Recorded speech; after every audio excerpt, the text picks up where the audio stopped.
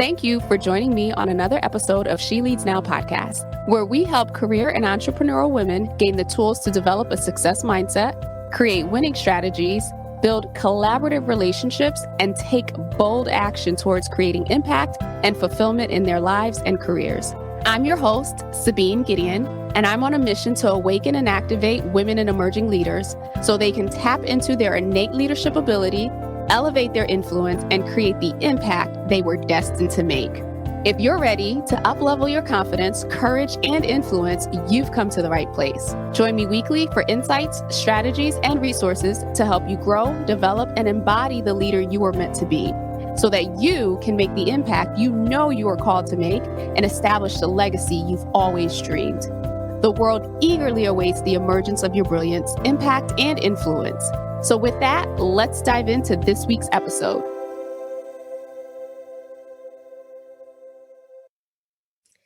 Hey there, and welcome to another episode of She Leads Now. I'm your host, Sabine Gideon, and I am super excited to be joining you this week.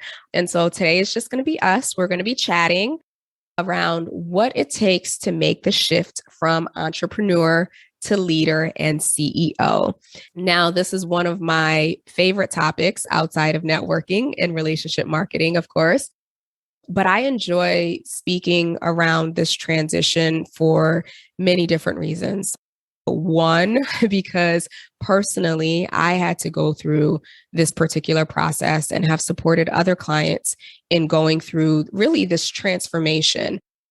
And as I discuss it more in detail, you'll see why I'm using the word transformation, because it requires more than just the shift in the business. It requires a complete transformation of you and your identity and what you identify with and what you believe about you, about your business, about your vision. And so I'm really thrilled to be able to speak to this and speak to the layers around, the leader, the organization, and certainly the team that they build around to make that organization grow and be successful. So for most of us, when we first decided to start our business, we were a one-woman show. And I know I certainly was. And it took a lot to get the business off the ground in the beginning. Or maybe that's just me. But based on others that I know, that is their experience as well.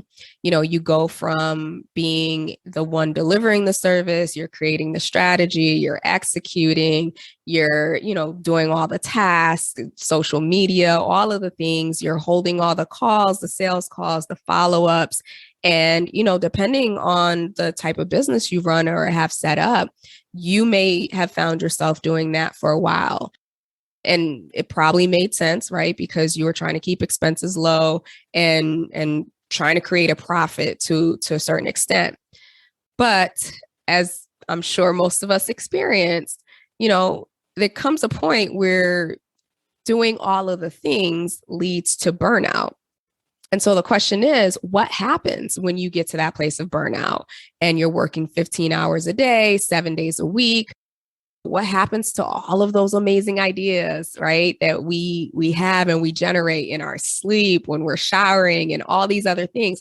What happens to those? The truth is we get to a place where we don't have the energy, we don't have the excitement, we don't have the time to actually execute on them.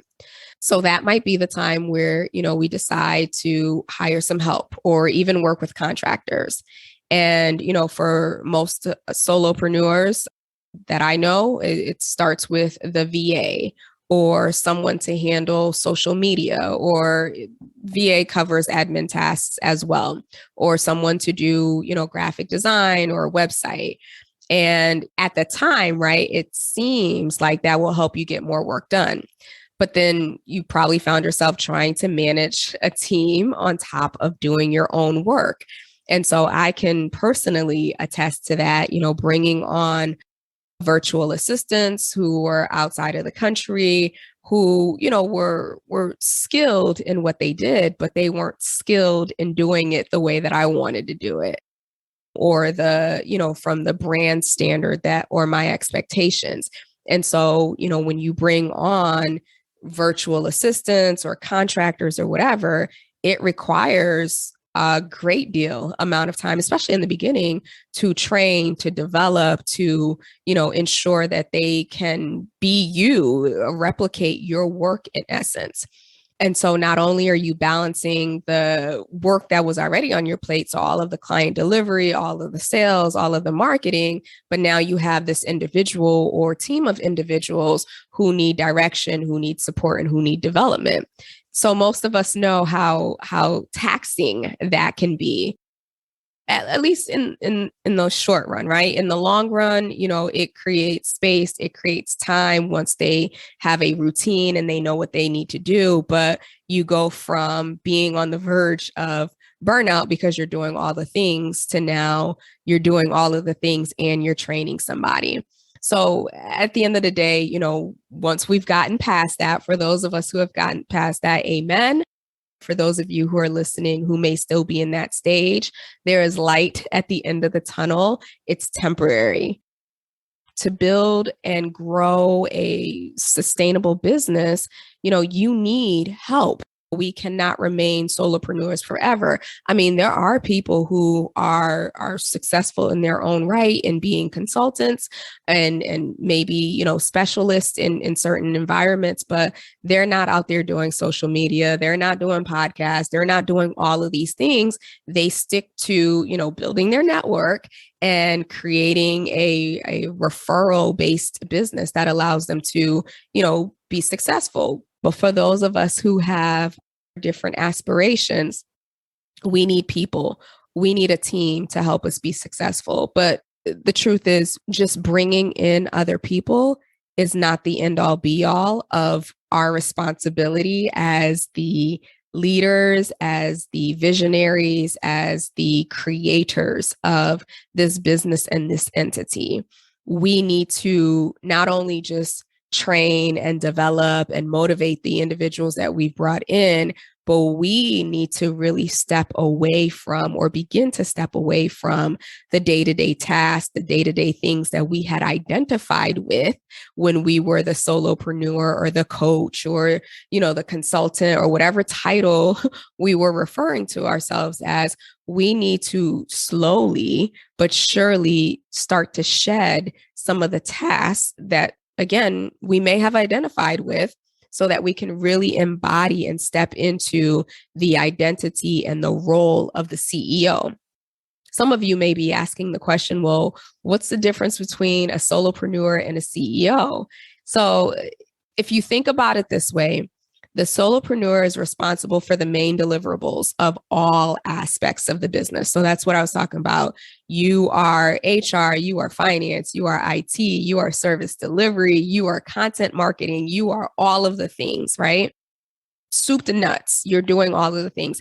And even if you have a VA, even if you have somebody supporting you, you're likely working side by side with them. The CEO, on the other hand, is the chief executive officer of the business. In a small business in particular, the CEO is in charge of the vision for the business, right? So they are the visionary, they are the creator, and they're the ones who say, I want to take this business here, wherever here is, and then they help to make a plan to get there. And so their role is to maintain the vision, right? And create the plan, create the strategy and all of the things. And then they bring in, or they, leverage the collective resource of talent, of creativity, of others to actually put that plan into action and head towards whatever result that they've envisioned. While as a CEO, especially of a small business, you may still, be in a place where you're executing on the plan as well. The ultimate goal is to put the right people in the positions so that you can focus on the planning, the strategy, and the management rather than being the one doing. So it goes from, doer of all things, right, to visionary of all things, and supporting and creating space and providing resources for others to support you in creating that vision. And so my experience with this, because it has been a journey, It absolutely has been a journey, which is ironic because I help support so many others through this process. But when it's you, it's a little different. So back in 2021, I found myself at this very place or these various stages that I've shared with you, where I was doing all of the things. I had help, I had support, I was working in partnership with other people, and it just felt overwhelming. And so I made the decision at that point that I wanted to move away from being the doer of all things and even the, main executor of all things to getting clarity on the strategy. Because here's what I learned as the leader. If you are in the trenches with your team and your staff, I'm a firm believer as leading by example. I'm a firm believer of rolling up your sleeves to get things done. But at the end of the day, if you're in the trenches all of the time with your team, who's leading? Who's carrying the vision? When we're in the trenches and we're deep in stuff, right? Someone needs to be on the lookout. Someone needs to be on higher ground to be able to anticipate challenges, to be able to anticipate, issues or obstacles or even opportunities. But when you're in the weeds with your team, no one's leading. No one's leading anyone. And you are at the mercy of whatever's happening ahead. So I think that that's the important thing. It's not to say anything bad about anyone who has to kind of be, all in, sleeves rolled and doing the work. Just know that it's going to get to a place in time where you have to step up as the leader to say, wait a minute, I got to look up for a little while just so I could see what's ahead, just so I can plan. And then if needed, I'll come back and work alongside with you. So going back to my example, that's where I was. I was in the trenches. And as the year was coming to a close, I found myself in this place where I was just like, I don't even have the mental capacity to think about Q1 of 2022 right now. And that was when it hit me that, oh my gosh, this is a dangerous place to be as a leader. This is a dangerous place to be as a business owner who has responsibility for, my livelihood as well as the livelihood of other individuals. And so that's where I began to put things in place so that one, I could create more space and more ownership for those who are supporting me, and drew the line, if you will, on what was my responsibility versus what was their responsibility. And it's still a work in progress, but the more that I've maintained this space and maintain this identity, and literally I have to remind myself every now and then, is this the work of a CEO right now, or is this a work of an employee? And that's my personal internal check of, okay, Sabine, this is something you can delegate. It's delegatable. Just made that word up, versus feeling like, oh my gosh, let me go. I have 10 minutes. Let me go ahead and do this. So that's been my personal journey. And with regards to, my clients in startups, the same thing happens, right? You're in a startup. It's all hands on deck. Everyone's working on getting the stuff done. And then next thing you know, here you have this team of 10 people or this team of 15 people who are looking for development, who are looking for guidance, who are looking for leadership. And so really unwinding or undoing some of that doer mentality that we have in the beginning, to step back and realize that my role has shifted. And my responsibility here is no longer to be the doer, but to serve those who are doing, in the capacity of leading them, in the capacity of providing guidance, in the capacity of developing and mentoring them so that they can be the next best version of themselves.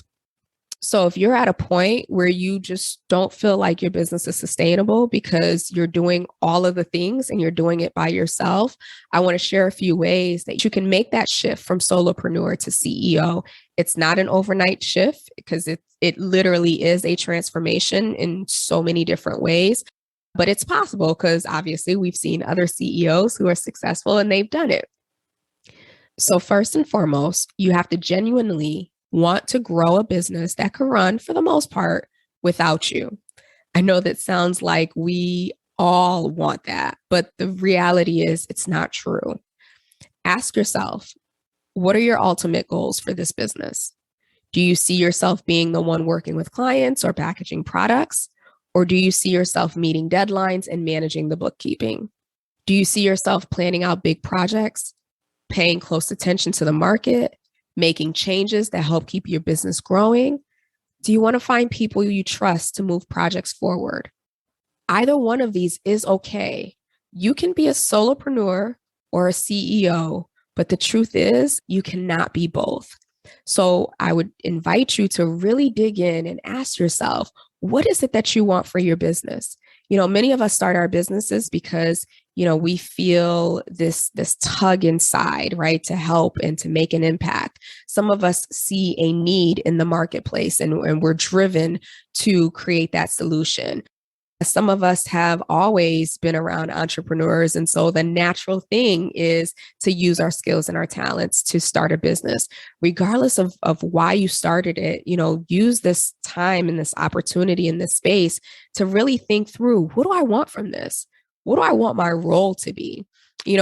Back when we were in corporate America, right, most of us had a particular career track. And so for me, for 10 years of my career, I knew where I wanted to be. And every position that I took on, or every role that I took, or every project was to help give me the skills or give me the experience that I needed to get to whatever that end goal role was. And so I would invite you to think of your business in that same space. What is the end goal here? What do I want to be doing 10, 15, 20 years from now? What do I want my role? What parts of my business do I enjoy doing the most? Next is identify your zone of genius. So while this sounds simple, this is, for whatever reason, hard for many of us.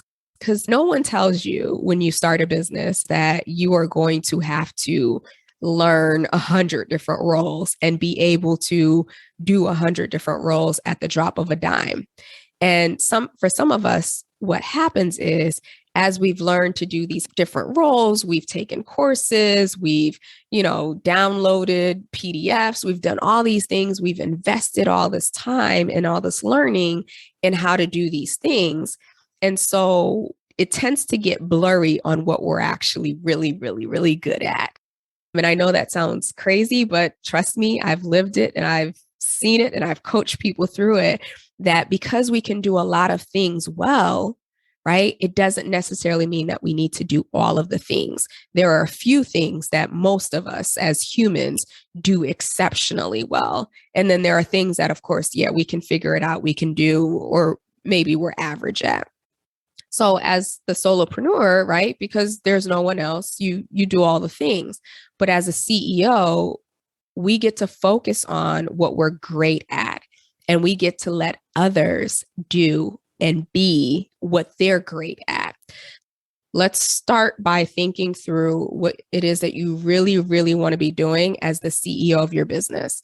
Maybe you're really, really great at strategy, so you want to focus on that, right? For your business or maybe for your clients' businesses. That's where I ended up landing. Maybe you want to speak at events or conferences to share your expertise or to grow your brand's reach. Maybe you're really great at managing people and you want to be the manager of your own growing team.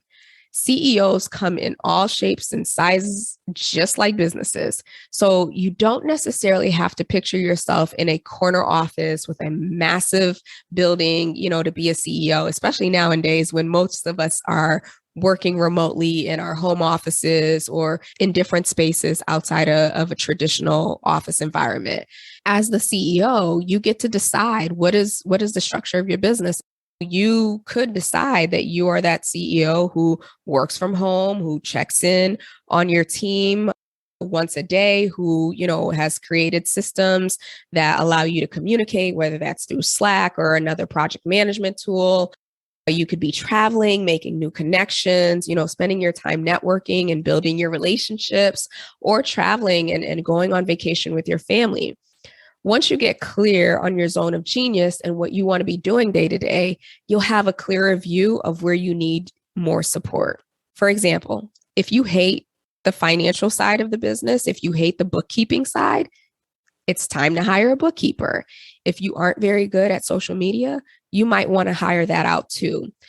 So it's really important, when you're at that stage, at that transformational stage, to start to think through and decide not necessarily just what do I want to do, but who do I want to be and how do I want to show up in this company? And so identifying your zone of genius is step 2. Step number 3 is to create a business that supports more people than just you. And this is where systems come into play. One of the hardest things about shifting from solopreneur to CEO is setting up systems that don't just support you. When you start to add people onto your team or bring people into your organization, they're going to need things like standard operating procedures. They're going to need project management tools, team meetings to make sure that everyone is on the same page. If you're still a one-woman show, for example, now is the time to start thinking about all of the ways you can adapt your systems and processes to support a team. So, for example, most of my how-tos and the things that I do in my business, they're in various, or they were, I should say, in various spreadsheets, documents, PowerPoint presentations. And part of what I needed to start doing last year was I used Trello as a project management tool, but I started to create my systems, if you will, my standard operating procedures within Trello as Trello boards, because I knew that I was going to be bringing on team members and different contractors to support me. So I wanted a quick and easy way to give them access to what needed to be done so that it would minimize the training time and that they had a go-to resource and didn't necessarily feel like they had to ask me for questions every step of the way.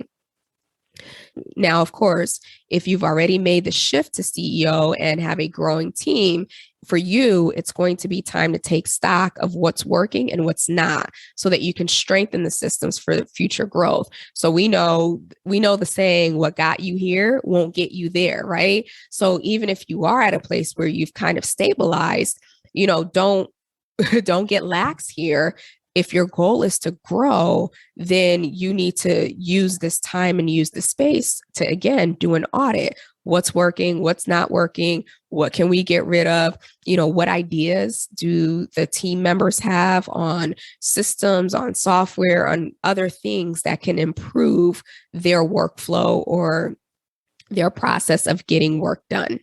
Sorry, y'all. I am struggling with allergies at this time. So if my voice sounds a little scratchy, it's because of the allergy. So bear with me. We just have a few more tips here.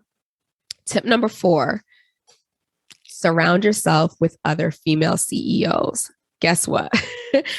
When we are solopreneurs, right? When we are in the trenches, even if we have a mentor, even if we have a coach, even if we're part of a mastermind, the day-to-day weight of all of the things that we have to do can make us feel like we are in this by ourselves, that no one understands what we're going through, that we're the only ones facing these challenges and these learning curves. And so that's why it's important to obviously surround yourself with other coaches or service providers or other business owners. But at the end of the day, when you've made that transition from solopreneur and service provider to CEO, it is now time for you to level up your circle. And that's not to say there's anything wrong with still, connecting with others who have not made that shift. But if you think about it in the sense of, this transition is going to require different things from you, you want to be surrounded by other individuals who have experienced that or are experiencing that so that you can learn and glean from them. So as it relates to surrounding yourself with other female CEOs, just know that, they can They can run different businesses than you. Doesn't necessarily have to be the same type of business. Like you, if you're a coach, you don't only necessarily have to connect with other, CEOs who are coaches. And more than likely, quite frankly, if they've transitioned into that CEO space or mindset or identity, they are no longer referring to themselves as coaches. So, just being mindful and being open to learning from other CEOs who are in different spaces, in different business models, different products, different service offerings. Now, at the end of the day, you can be the CEO of your business if it's just you and your VA and you're bringing in $50,000 a year. Nothing wrong with that. You can also be the CEO of your business if you make $500,000 a year and have a team of 10. If you really want to step into the role of CEO, it helps to have other examples of other CEOs, especially women. And again, I would definitely encourage those who have businesses like yours, again, those who have already paved the way, but don't just limit your associations or your connections and relationships with individuals who are just in your space. As I've mentioned previously, we are more powerful together. So, really identifying individuals who you admire, who are a few steps ahead of you, who have done the groundwork to partner with, to connect with, to learn from. And they can have complementary businesses or similar operations. I run an advisory and training firm. And so you can do a Google search and find tons of other businesses that are similar, others that are run by women.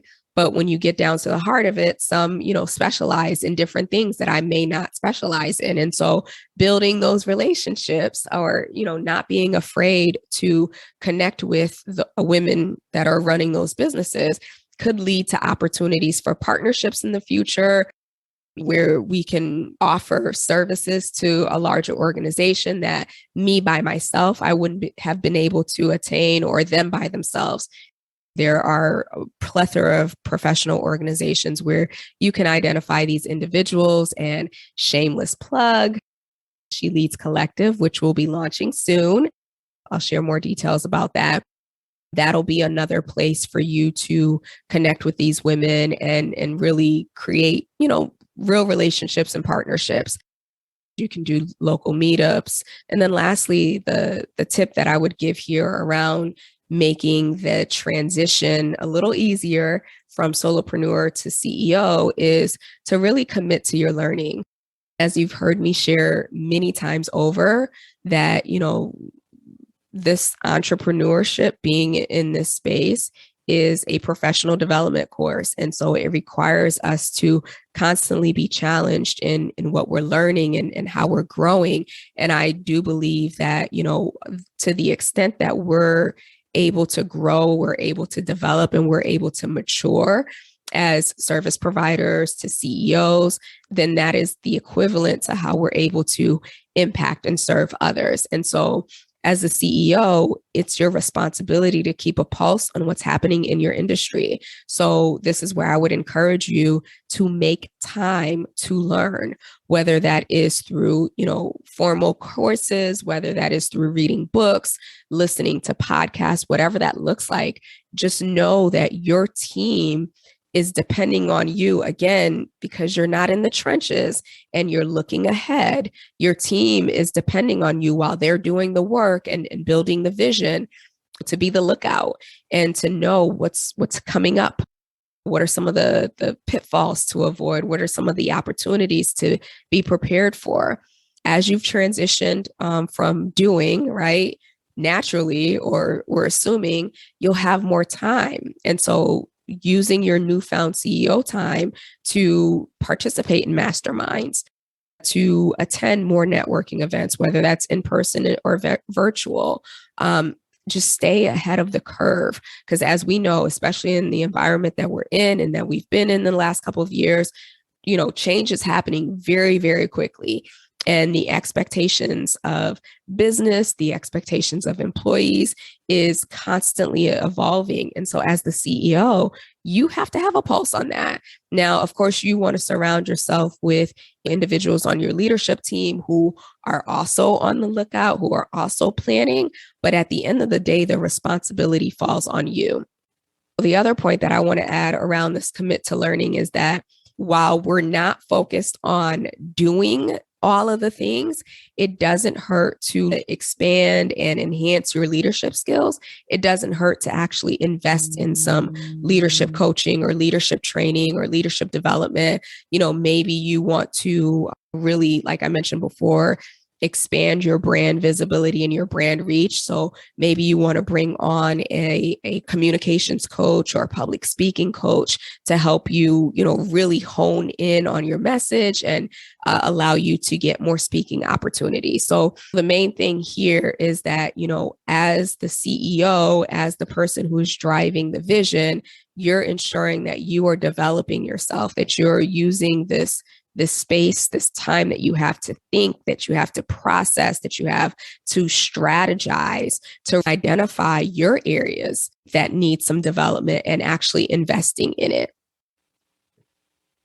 So to quickly recap, because I know I've given you a lot to think about and a lot to process and chew on, the transition and the transformation that takes place as you move away from solopreneur to CEO is going to require a lot of you personally, just as much as it will in terms of the work that you're doing, because essentially the shift and the transformation that's taking place is you moving from doing to being. And so really quick, just to recap, some of the thoughts here that I have and that I've experienced and I've coached others through around what it takes to make that shift. First and foremost, get clear on your vision. Create the space so that you can identify, what am I doing all this for? What is it that I'm building? For whom? Why? What is the long-term vision? Is it legacy? Is it, just in the meantime? Is this a fun thing to do for right now and in this moment? Get clear on your vision.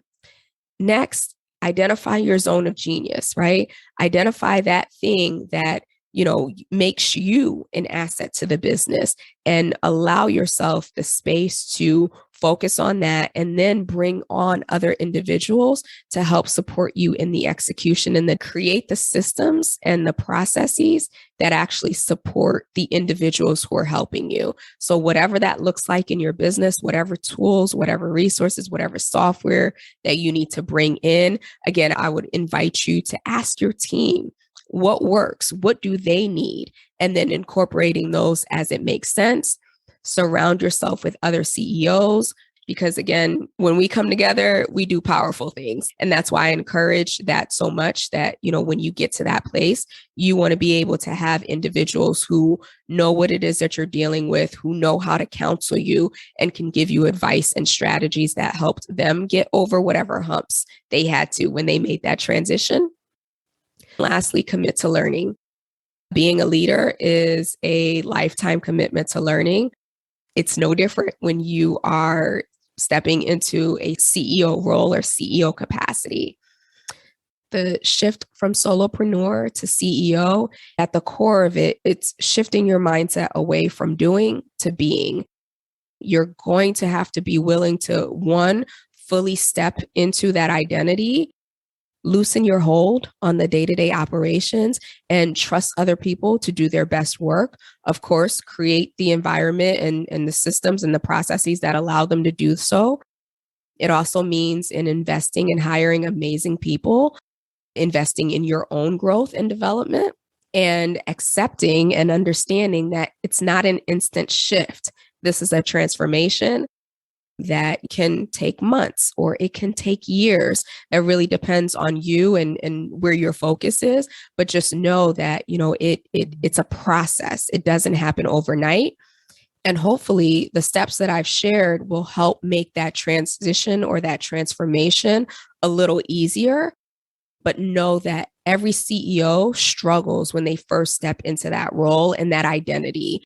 That's why I'm recommending that you build a network and you build relationships with other fellow female CEOs that can help you see all the possibilities out there and available to you to build your business. So with that, if you're listening today and you are in the process of making that shift from solopreneur to CEO, I'd love to hear from you. I'd love to hear, what's happening in your transformation chamber, if you will, how it's going. I would invite you to DM me on Instagram, Sabine Gideon. LinkedIn as well. My handle there is Sabine Gideon. I'd love to hear how that process is going for you, what some of the challenges you're facing, some of the lessons learned, and some of the things that maybe I've shared today that you plan to apply. And then lastly, invitation for you to subscribe to the show and also leave a review or a rating if this episode was helpful for you and you took away some nuggets that you're going to go ahead and apply. Again, with you subscribing, with you rating and leaving reviews, it allows more female CEOs to be able to find the show and to be able to learn and continue to grow their businesses as well.